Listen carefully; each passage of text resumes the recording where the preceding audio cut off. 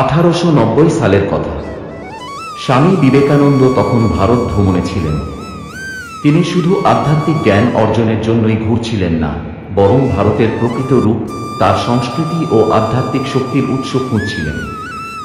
একদিন কাশ্মীরের এক বৃদ্ধ সাধুর কাছ থেকে তিনি এক রহস্যময় মন্দিরের কথা শুনলেন, যেখানে মহাদেবের এক বিশেষ ত্রিশূল রাখা আছে। সাধু বললেন, এই ত্রিশূল কোনো সাধারণ অস্ত্র নয়, এটি শিবের আশীর্বাদ। যারা সত্যের পথে চলে তারাই কেবল এর শক্তি অনুভব করতে পারে। তবে যারা লোভ বা অহংকার নিয়ে আসে তারা ভয়ানক পরিণতির শিকার হয়। স্বামীজির কৌতূহল জাগল। তিনি সিদ্ধান্ত নিলেন এই মন্দির দর্শন করবেন এবং এর গোপন রহস্য উদ্ঘাটন করবেন। ঠিক সেই সময় 3 জন বিদেশি অভিযাত্রীও এই মন্দির সম্পর্কে জানতে পারে। তারা ঐতিহাসিক নথি পড়ে জানতে পারে এই ত্রিশূল নাকি অতিমানবিক শক্তি ধারণ করে। তারা ভাবল, যদি তারা এটি নিজেদের দখলে আনতে পারে তবে ইতিহাসে তাদের নাম লেখা থাকবে। তারা স্থানীয় কিছু মানুষের কাছ থেকে মন্দিরের অবস্থান জেনে সেখানে পৌঁছে যায়। কিন্তু প্রবেশদ্বারের কাছে পৌঁছাতেই আশ্চর্যজনক কিছু ঘটতে থাকে। বাতাস যেন ভারী হয়ে উঠছে, এক অদ্ভুত নীরবতা চারপাশে নেমে এসেছে।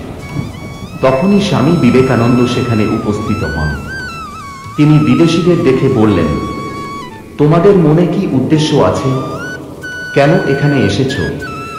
বিদেশিরা হেসে বলল, আমরা ইতিহাস জানতে এসেছি। শুনেছি এখানে এক শক্তিশালী ত্রিশূল আছে, আমরা সেটা দেখতে চাই।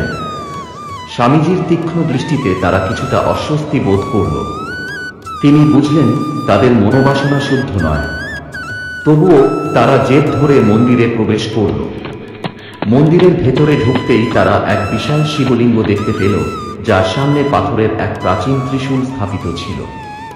তাদের মধ্যে একজন ত্রিশূলের দিকে হাত বাড়াতেই হঠাৎ পুরো মন্দির কেঁপে উঠল। বাতাসের শক্তিশালী ঝড় চারদিকে বয়ে গেল। মন্দিরের প্রাচীন ঘণ্টাগুলো একসাথে বেজে উঠল। বিদেশিরা ভয় পেয়ে পেছনে সরে গেল। কিন্তু তখনই তাদের মধ্যে একজন সাহস করে আবার ত্রিশূল ধরতে গেল। সেই মুহূর্তেই এক অদৃশ্য শক্তি তাকে আছড়ে ফেলে দিল। সে চিৎকার করে উঠল, আমাকে বাঁচাও। স্বামী বিবেকানন্দ তখন ধ্যানে বসে মহাদেবের নাম জপ করতে লাগলেন। ওম নমঃ শিবায়, ওম নমঃ শিবায়। মুহূর্তের মধ্যে সবকিছু শান্ত হয়ে গেল। ত্রিশূল থেকে এক দ্যুতিময় আলো বেরিয়ে এলো, যা সোজা স্বামীজির দেহ স্পর্শ করল। বিদেশিরা বিস্ময়ে দেখল স্বামীজির মুখে এক অলৌকিক প্রশান্তি। তিনি ধীরে ধীরে চোখ খুলে বললেন, শক্তি শুধু বাহ্যিক নয়, এটি আত্মার বিশুদ্ধতার প্রতীক। যারা অহংকার, লোভ ও সন্দেহ নিয়ে আসে তারা কখনো প্রকৃত শক্তির ধারক হতে পারে না।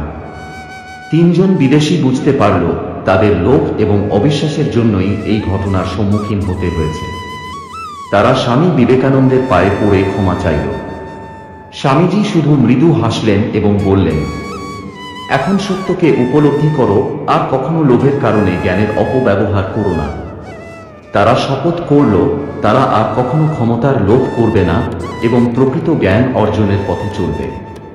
তারপর তারা ভারতীয় দর্শন ও আধ্যাত্মিকতার গুরুত্ব উপলব্ধি করে এবং পরিবর্তিত মন নিয়ে স্বামী বিবেকানন্দের শিষ্যত্ব গ্রহণ করল।